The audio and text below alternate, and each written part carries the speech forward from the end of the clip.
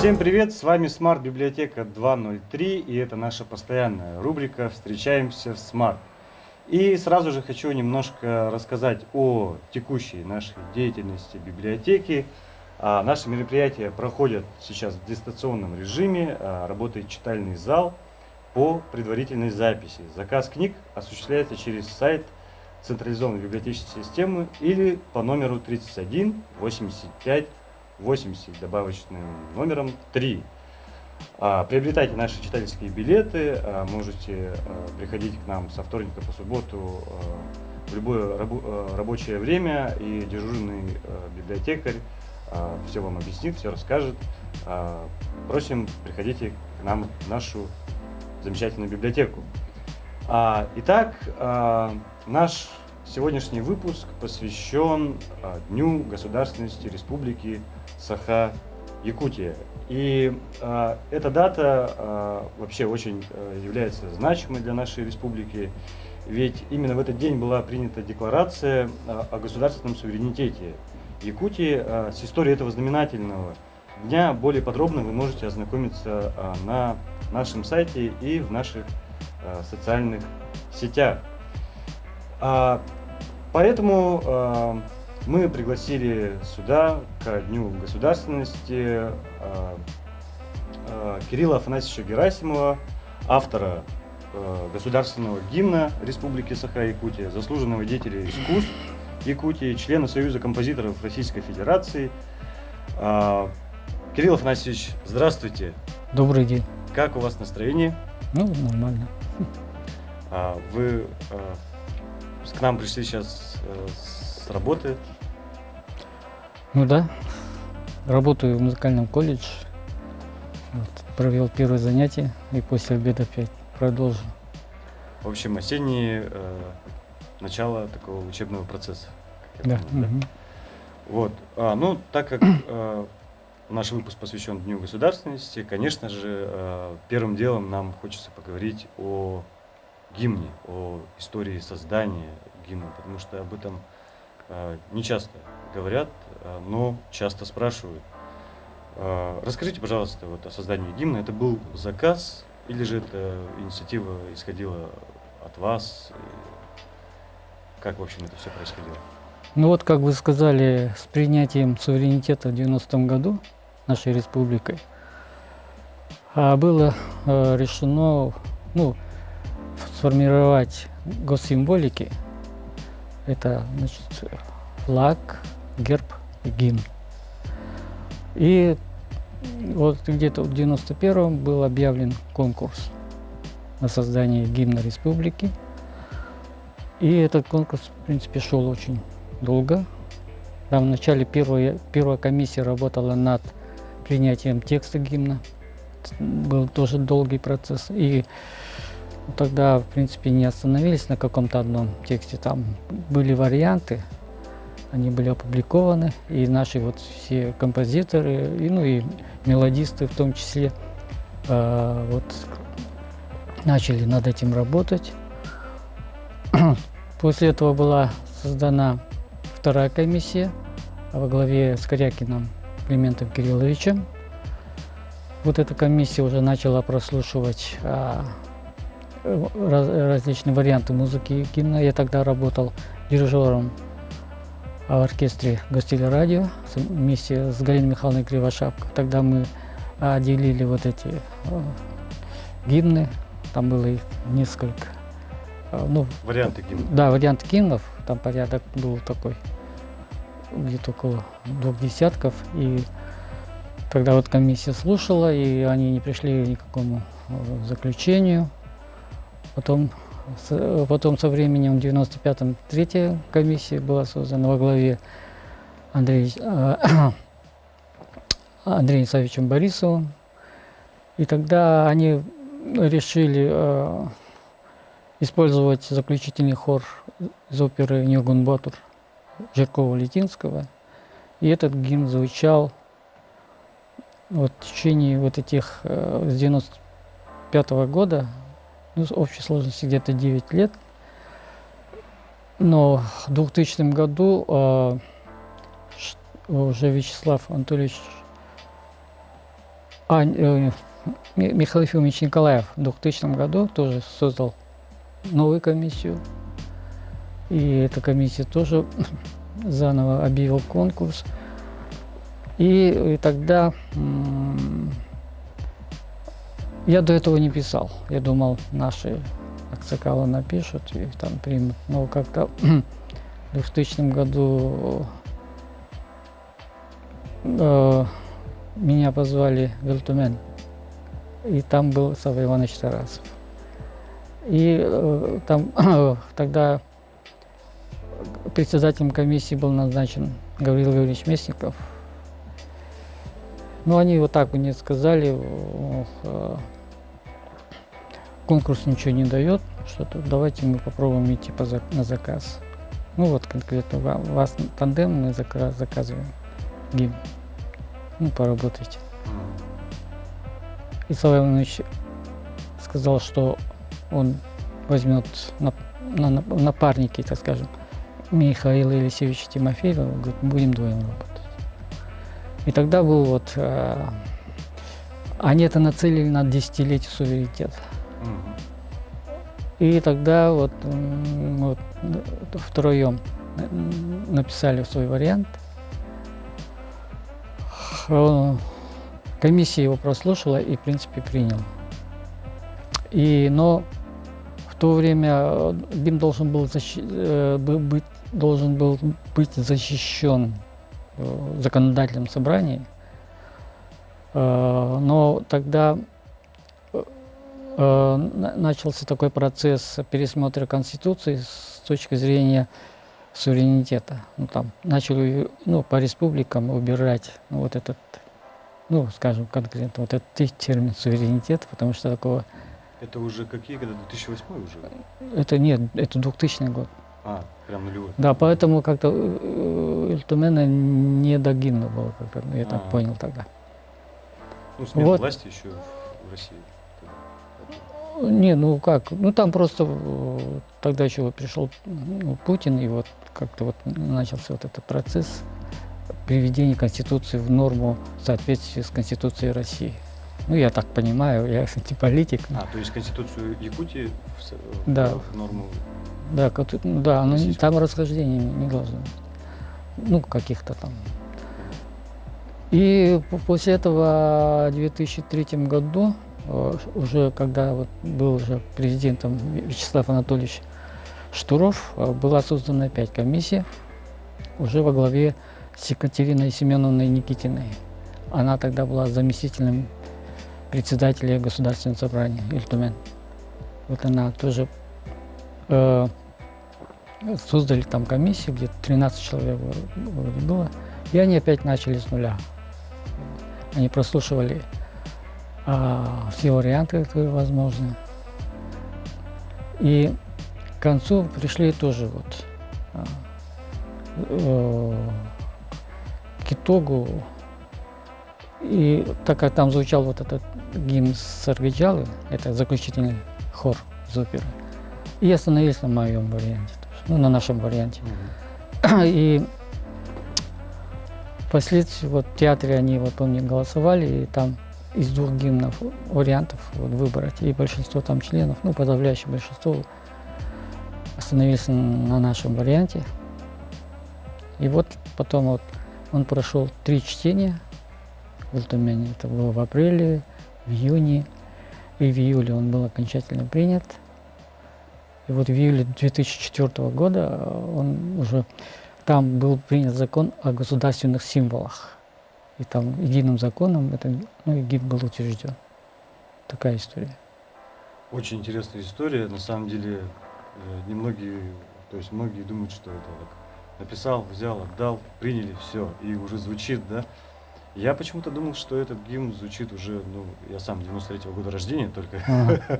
Я думал, что он уже, как приняли нашу конституцию республики, сразу до принятия этого уже заранее заказали гимн. Я думал, что такая история будет, а оказывается, все очень конкурс долго, это серьезно. самый длинный был, потому что и флаг, и герб там, в принципе, их недолго выбирали.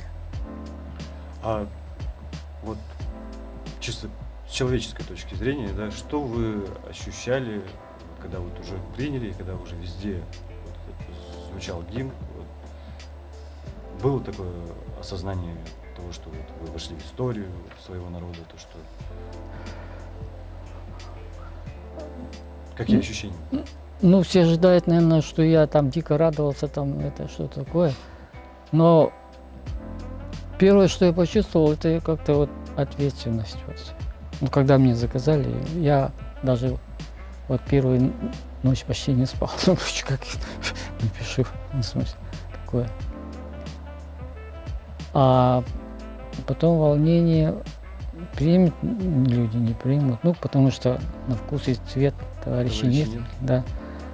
И в этом плане. А так, ну, такой вот я особой границы не ощущаю. Я вот до гимна и после гимна.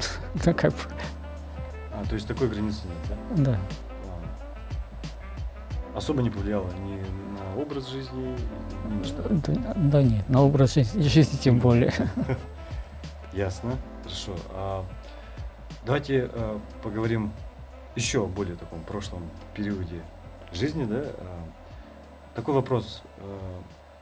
Кто вас сформировал, может быть, даже личный вопрос, кто вас сформировал как композитора, и вот кого бы вы назвали бы по молодости, да, получается, своим кумиром, наставником, именно примером для подражания? Ну, я начал писать, когда учился еще в ВУЗе, в Институте искусств в Уфе, на 5 курсе. Я заканчивал там как баянист, и мне там преподаватель по специальности, вдруг он меня как-то ошарашил, говорит, напиши обработку на народную тему, ну, на якутскую тему.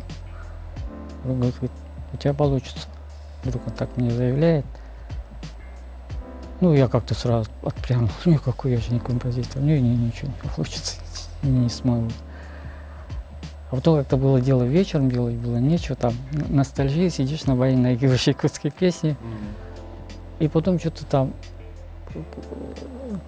это как-то начал импровизировать там вот это. И что-то мне это интересно стало. Нравилось? Понравилось. И, короче, там я за короткое время вот эту обработку написал. И так получилось, что он меня сподвигнул к этому. Ну, он, так как был такой очень серьезный человек, Архимов Равиль Галимович, сейчас профессор, доктор искусствоведения, серьезный человек. Поэтому он зря словами не бросался, поэтому я так, его, слова мне сели и как-то вот так меня раздернули немножко. То есть вес его слов был для вас? Да, он значимый был.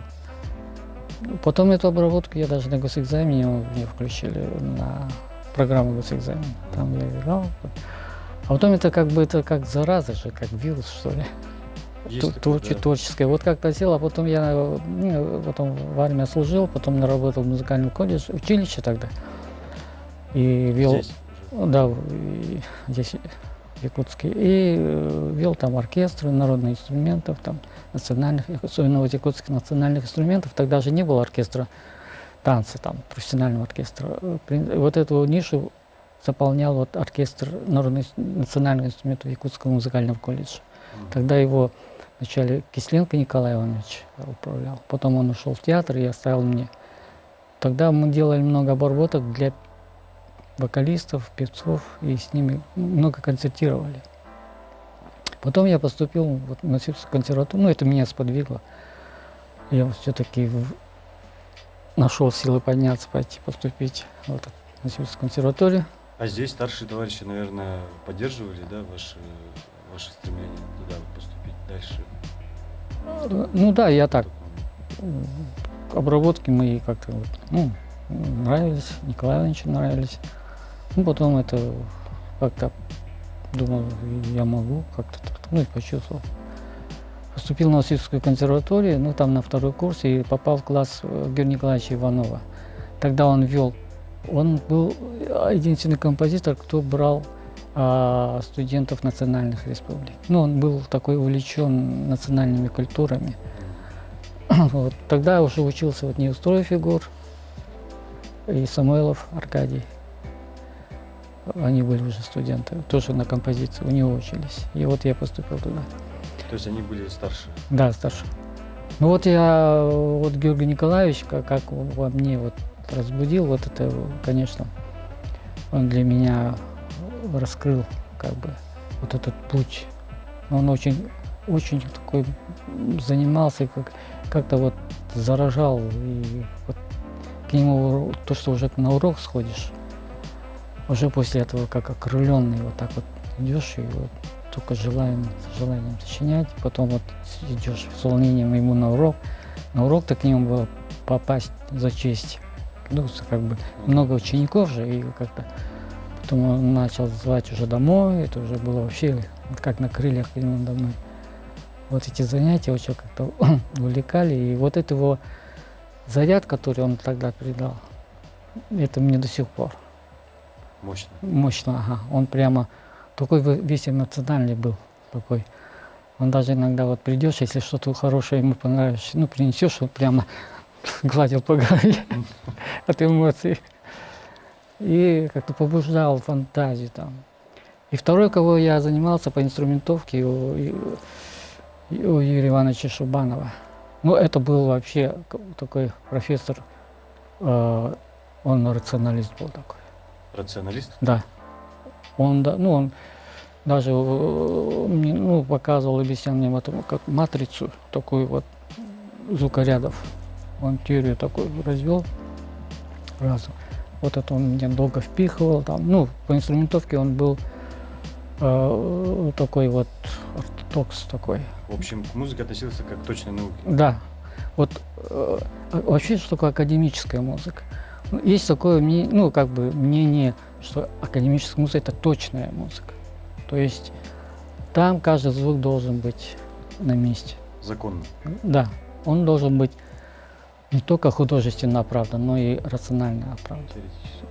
Теоретически.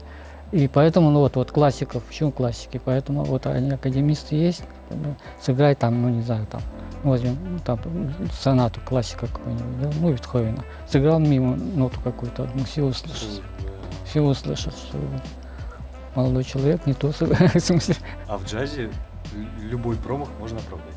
Да, такой вот жанр вот академизма именно вот с этого и начинается там законов гармонии, полифонии, да, изучение вот этих наук, он как бы, вот у меня вот две, бывает так понятие, вот композитор, он такой рационалист, да, а другой художник больше, природа. То есть есть два типа... Да, два типа мышления. Да. Художественный тип мышления и рациональный тип мышления. И вот как раз мне два педагога вот таких сошлись, которые меня вот... И получилось что-то среднее. Да, я вот как бы и зарядился художественной стороной, и в то же время я пытаюсь... Да, и пытаюсь как бы, чтобы так... как бы и по форме, и по гармонии, и по структуре, и по... Как-то музыка была, такой вот... Но в то же время не теряя духовную составляющую. Конечно, на этом и жижется, как бы абстрактная вот эта интуиция, вот это первично, кстати. Я тоже так считаю. Да, мне вот мой Георгий Николаевич говорит, доверяй своей интуиции.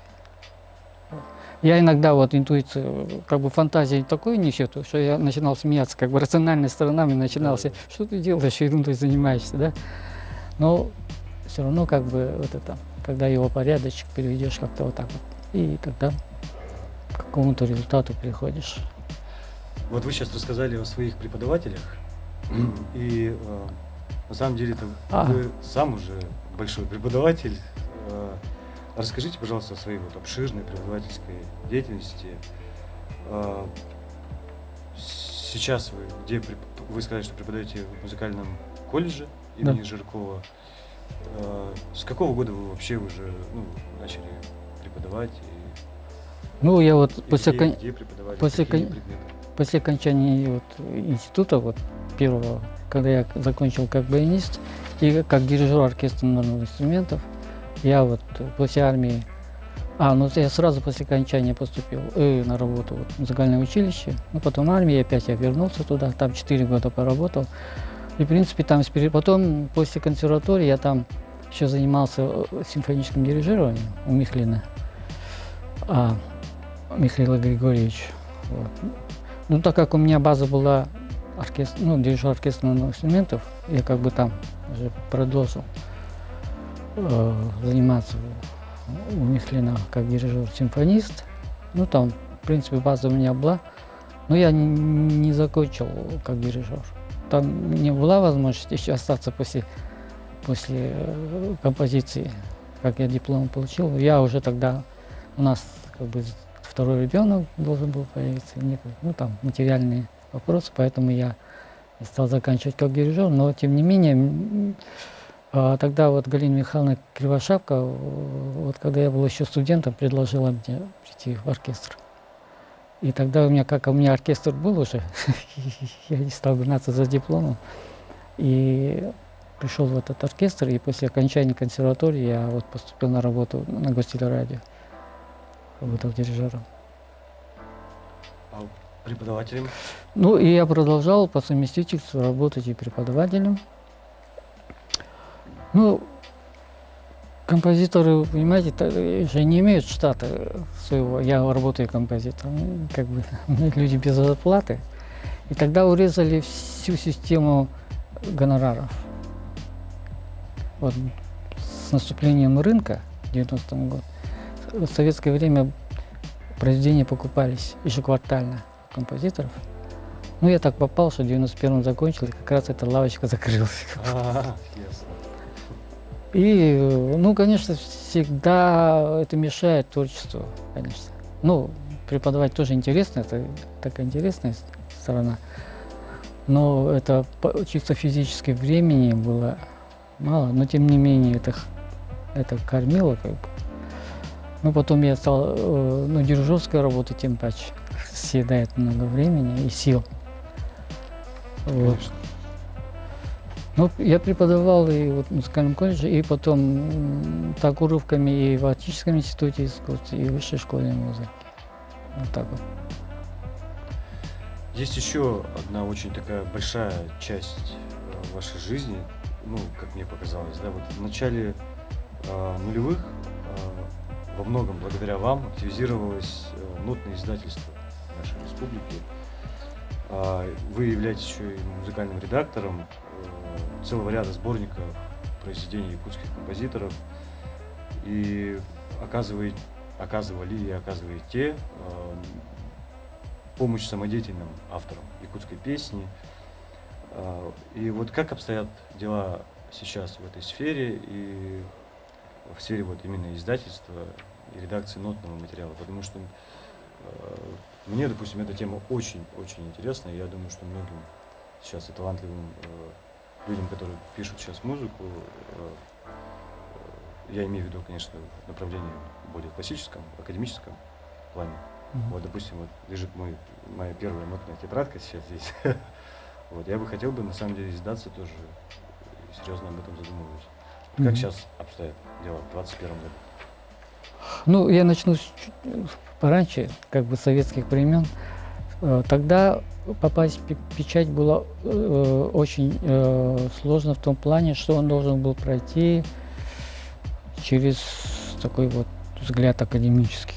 То есть союз композиторов давал как бы рекомендацию на издание. То есть просто так не напечатать? Нет. А вот с наступлением рынка, да, когда начал все решать во многом финансировать, и вот с появлением вот компьютера, то есть музыкальных программ, да, вот его первый компьютер я приобрел в 97 году. Тогда вот начали появляться, ну, уже были, наверное, на Западе, но у нас начали появляться музыкальные программы. И вот музыкальный редактор, который дает возможность уже напечатать на компьютере. Вот. И тогда я этим делом занялся, потом, ко мне, и в советское время композиторам многие вот песенники обращались, чтобы советовались там. И ко мне тогда тоже обращались мелодисты. Но потом начали больше обращаться, просить, чтобы я подготовил к изданию их песни. Вот и я тогда вот, ну как бы кому надо было, хотел какие-то там советы, да, я вот с ними так общался, ну и вот так вот я им готовил к изданию вот эти их песенники. Потом я уже ну, начал, ну, естественно, свои печатать, потом у своих коллег. И как-то появилась возможность уже, если при финансировании, уже издавать произведения. И как-то вот в Союзе тогда вот как-то мы задались как-то вот такой задачей, целью все-таки издаваться, да, потому что раньше рукописи вот как в единственном экземпляре вот они лежали где-то, вот так вот. Поэтому распространение особо там очень сложно было. Поэтому уже, ну, как бы в этом направлении вот я начал работать, и сейчас у меня, да, много таких уже выпущенных ну, книг модных. И это и произведения композиторов, и обращались ко мне вот за подготовкой к изданию репертуарных произведений наши вокалисты. Я издал там сделал сборник Ивану Степанову, Александру Самсонову, Анигине Ильиной, Яковлеву, ну там еще ряд наших певцов. И как бы это появилась возможность наших вокалистов уже брать готовые книги, не искать где-то этих.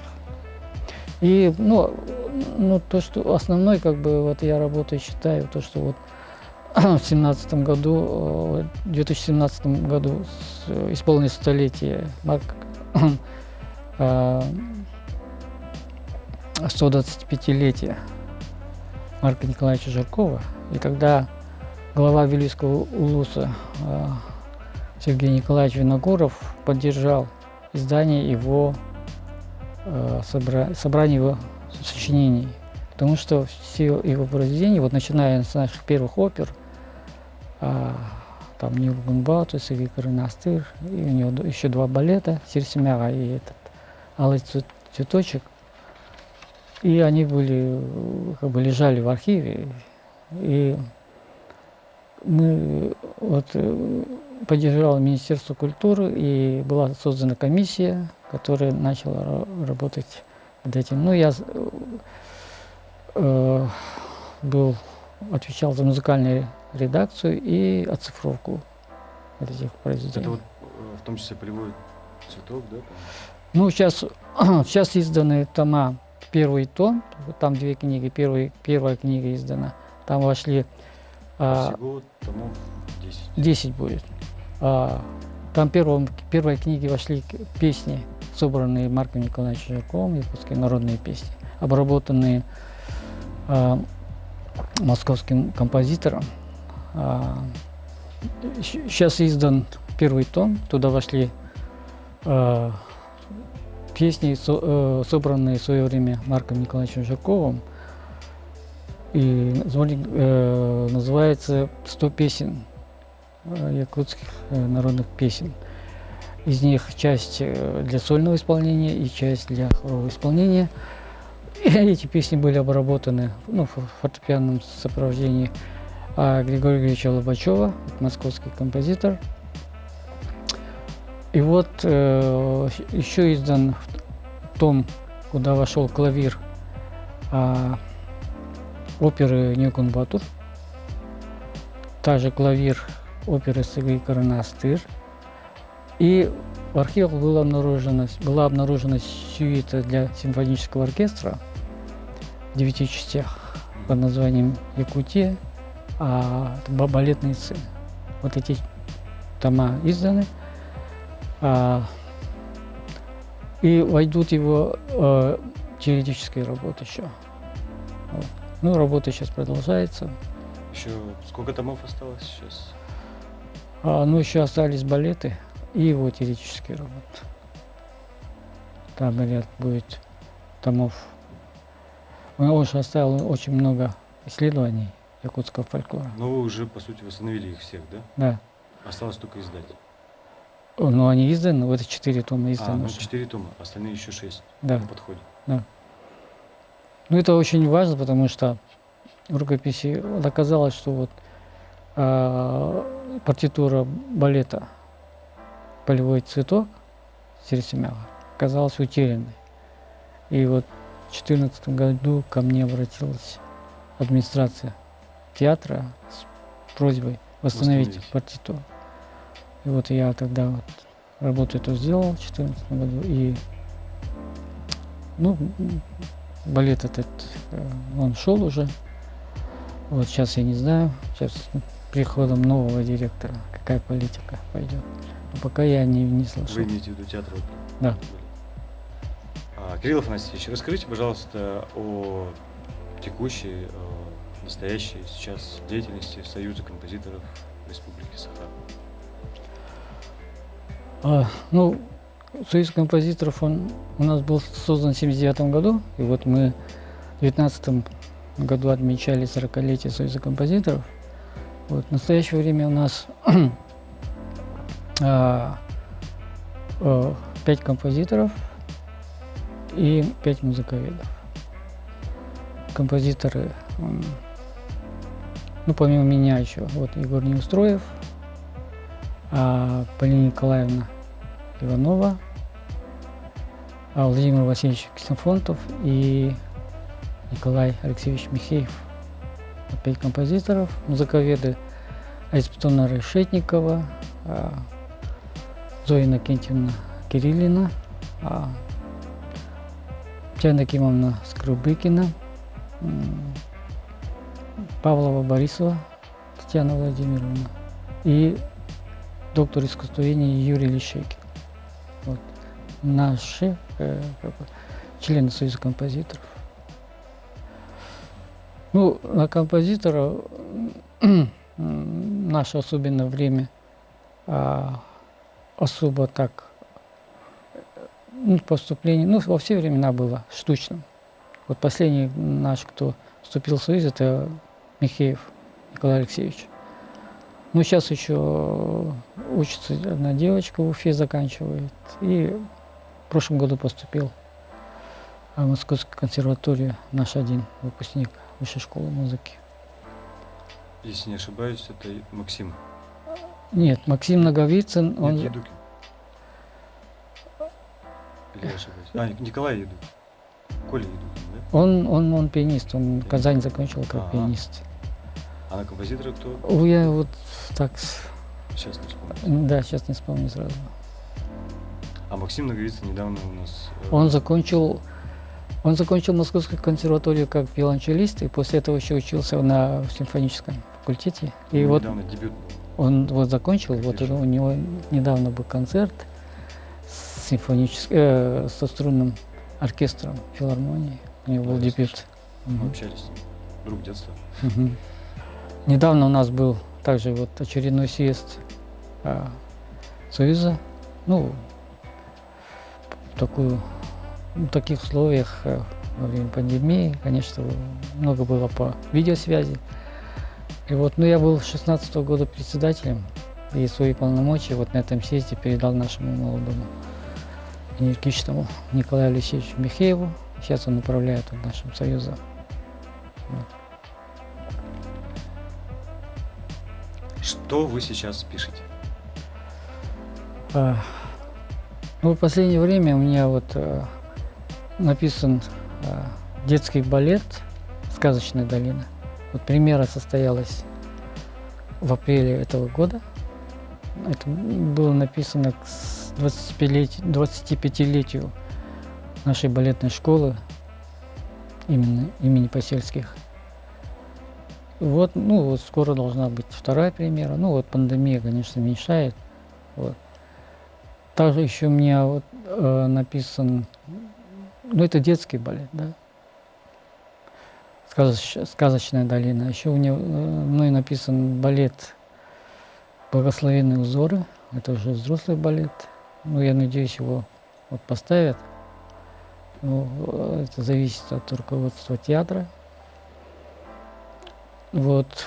Теперь есть один еще очень интересный проект, который инициировал глава Вилийского улуса Сергей Николаевич Виногоров.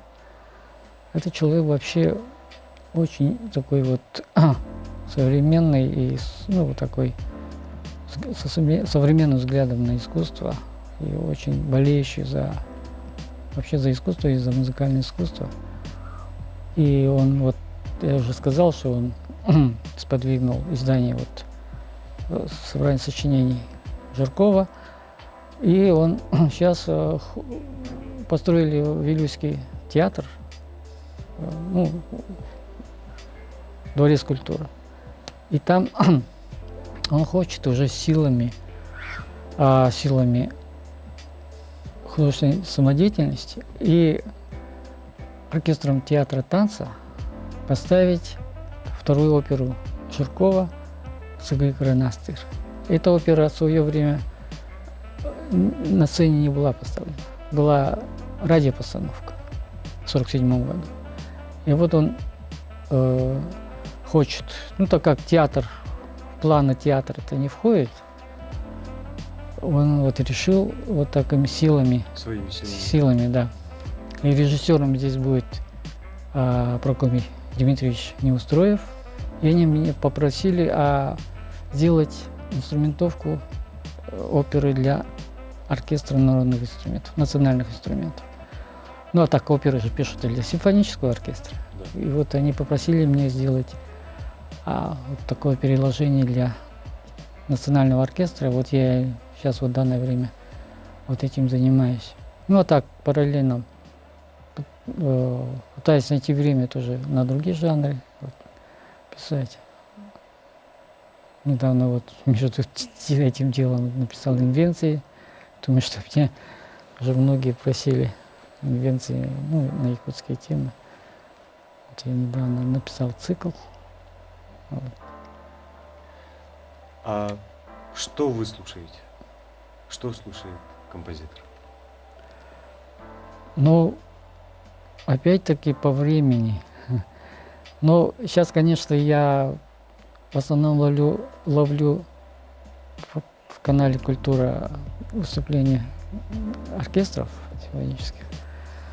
Вот. Раньше у меня была очень хорошая фонотека пластинок. Вот. Я тогда слышал на проигрывателе много. Вот сейчас вот, конечно, времени вообще прям катастрофически не хватает, но тем не менее я вот пытаюсь, ну, в интернете что-то интересное найти, послушать концерты современных композиторов. Недавно вот в декабре я вошел в программу 5 вечеров, которые онлайн проводил Союз композиторов России. И там мне играли там и камерные произведения. И вот эти концерты из 5 вечеров я слушал, как современные композиторы работают. Вот. Ну, очень интересно было там. Понятно. Вот как раз в современной музыке хочется узнать вот ваше мнение о современной классике, в первую очередь, конечно, о современной эстраде, современных новых направлениях, как вот супер новых джазовых, там, допустим, таких как Мануш, да, рок, ваше отношение к рок-музыке, популярной музыке, клубной электронной музыке, потому что очень многие молодые, перед тем, как я готовился к интервью, многие молодые сотрудники, те же сотрудники нашей смарт-библиотеки, да, тоже спросил у него, как он относится вообще вот ко всему вот этому разнообразию сейчас нынешнему современному вот, электронной музыки и так далее, да. А я как музыкант очень мне интересно ваше мнение по поводу джаза, конечно же, современного.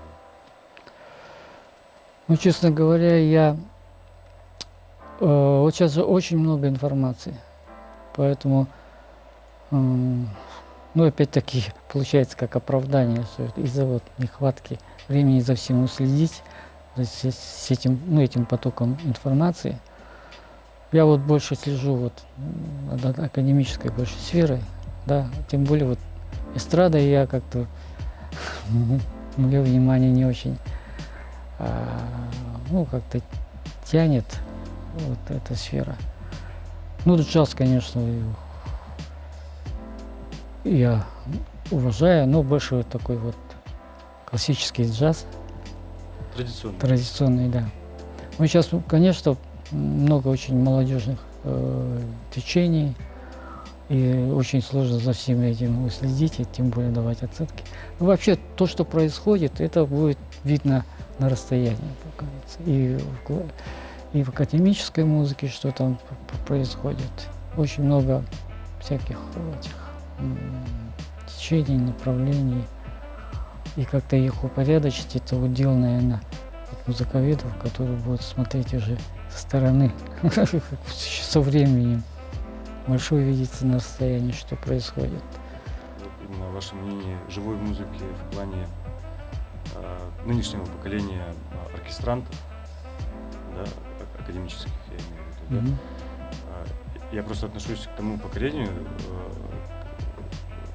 поколению выпускников высшей школы музыки, да, это же все при вас, все Мгм. начиналось.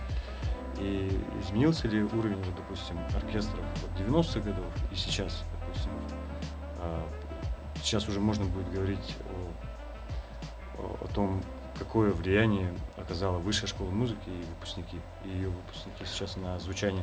Ну, конечно, вот Современных оркестров. открытие высшей школы музыки это сподвигло качественный скачок вообще исполнительства в республике. Не зря вот у нас появился оркестр, который делает программы, которые можно с удовольствием показывать ну, в центральных частях, городах России. И ну, все отмечают его высокий уровень нашего оркестра и исполнителей. И качество исполнителей, конечно, в разы выросло. Раньше же у нас было такое музыкальное училище. И когда я работал вот, в оркестре радио, там, например, большая половина, наверное, струнников, они были со средним образованием. И это, естественно, ну, здесь ну, разница там чувствуется. И качество вот с появлением высшей школы музыки, конечно, заметно выросло. А вот чего не хватает, вот, на ваш взгляд, вообще нашей музыкальной, пусть и только в академическом плане, да, если брать вас как специалиста в академическом плане, чего не хватает вот нашей музыкальной сфере Ну, в Якутске, в Якутии? в первую очередь концертного зала хорошего. Да, и по большому счету должен быть хороший театр оперный именно. Такой вот построенный специально под оперу и балет. У нас же театр находится вот такой вот стандартную постройку домов, дворцов культуры. Это дворец культуры, вот это здание. По сути, Да. и по акустике, Да, и по всем акустике, остальным да. параметрам. Должен быть хороший театр, концертный зал и, конечно, студия, Звукозапись. звукозапись.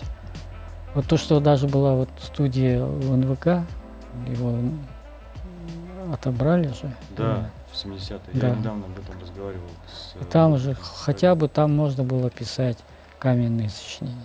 Вот то, что вот наша беда, то, что наши произведения не записываются. Они исполняются.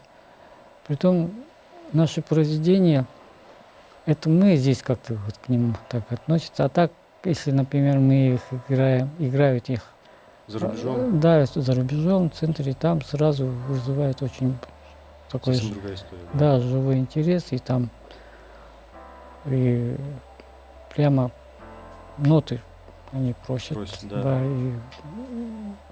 и играет вот, вот в связи вот с юбилеем Жиркова был организован конкурс имени Марка Николаевича Жиркова в Москве в консерватории. Это вот тоже благодаря Винокуру Сергею Николаевичу был договор по проведению конкурса. И вот в 2017 году прошел первый вокальный конкурс.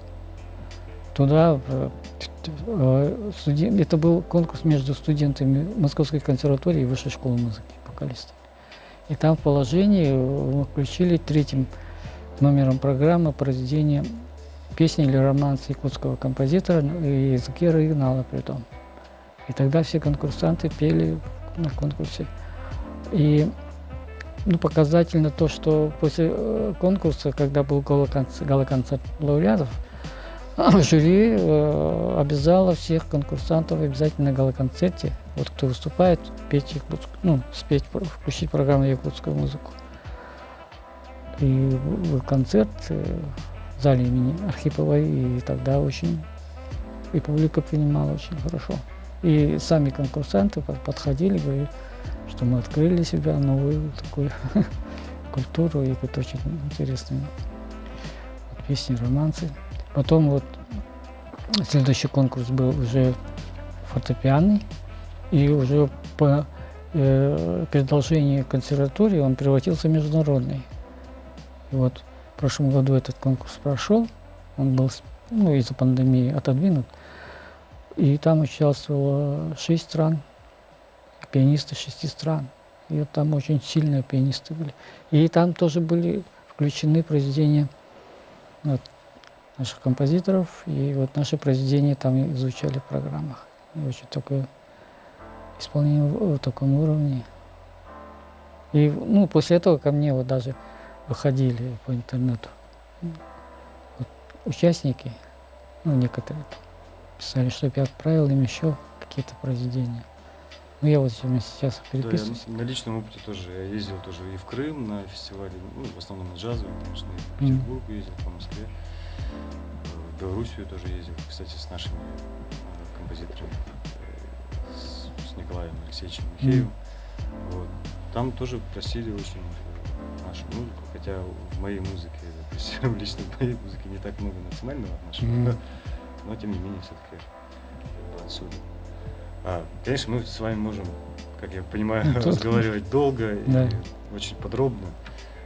У нас в нашей рубрике «Встречаемся с Март» по традиции завершая наш выпуск, блиц-опрос. Что такое блиц-опрос? Это нужно отвечать, постараться максимально коротко.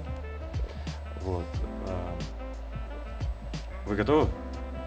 Будем считать. Да. Поехали. Назовите любимую национальную кухню. Якутская. Назовите свой любимый концертный зал. Это концертный зал Маринки. Мариинский театр. Мариинский театр, да. Назовите, так как мы находимся в библиотеке, 3 любимые книги, которые бы вы посоветовали нашим читателям. 3 любимые? Так, «Мастер Маргарита», не буду оригинален, наверное. Так, «Война и мир». И, классиков-то много можно предложить. В пандемии я наконец прочитал Анну Каренину. Очень интересно. Так, назовите 3 главных качества настоящего музыканта. 3 главных качества, кроме данных природных, да? Это усидчивость, умение сидеть и, то есть не лениться. И быть любопытным. Хорошо. Самый великий музыкант человечества, на ваш взгляд? Самый великий?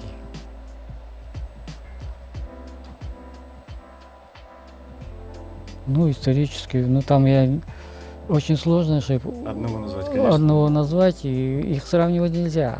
И сравнивать нельзя. По предпочтению. Я очень люблю Стравинского. Стравинский. Почему? Почему именно он? Во-первых, он такой революционер инструментовки. Вот вообще вот область инструментовки, это отдельная область развития инструментовки. Поэтому я учился во всяком случае на инструментовках Стравинского. Ну,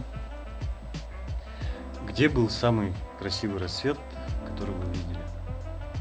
красивый рассвет в Сунтарах, на охоте обычно. Если увидите падающую звезду, то какое желание загадаете? Ну, все желания, они как бы всегда тайны же. Есть у человека такие непубличные желания. Ну, так не хочется как бы. Ну, есть желания общие, есть желания в данный момент. Но это будет личное желание. Ну да. С вами был Кирилл Афанасьевич Герасимов и я, Егор Ефимов, Смарт-библиотека 203. Приходите к нам, читайте книжки, слушайте хорошую музыку. Всем пока.